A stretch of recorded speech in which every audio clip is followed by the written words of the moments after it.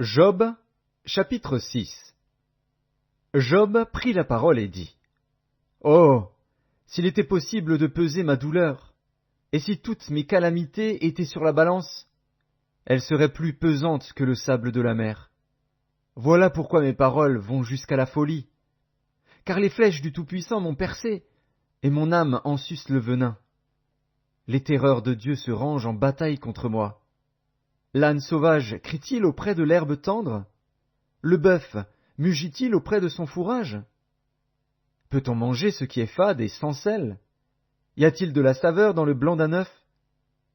Ce que je voudrais ne pas toucher, c'est là ma nourriture, si dégoûtante soit-elle.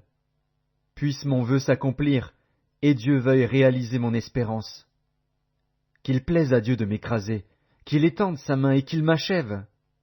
Il me restera du moins une consolation, une joie dans les maux dont il m'accable.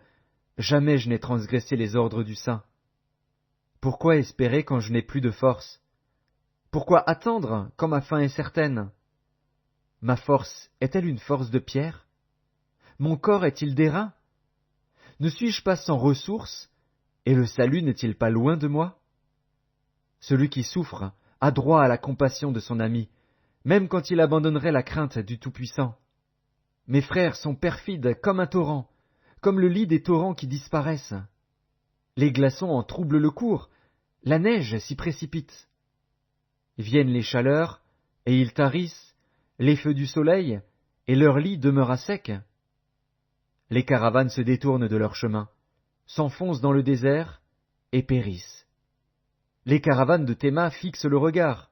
Les voyageurs de Séba sont pleins d'espoir. Ils sont honteux d'avoir eu confiance. Ils restent confondus quand ils arrivent. Ainsi, vous êtes comme si vous n'existiez pas. Vous voyez mon angoisse, et vous en avez horreur. Vous ai-je dit, donnez-moi quelque chose, faites en ma faveur des présents avec vos biens, délivrez-moi de la main de l'ennemi, rachetez-moi de la main des méchants? Instruisez-moi, et je me tairai. Faites-moi comprendre en quoi j'ai péché. Que les paroles vraies sont persuasives, mais que prouvent vos remontrances?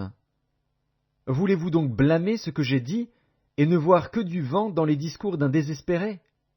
Vous accablez un orphelin, vous persécutez votre ami. Regardez-moi, je vous prie. Vous mentirai-je en face? Revenez, ne soyez pas injuste.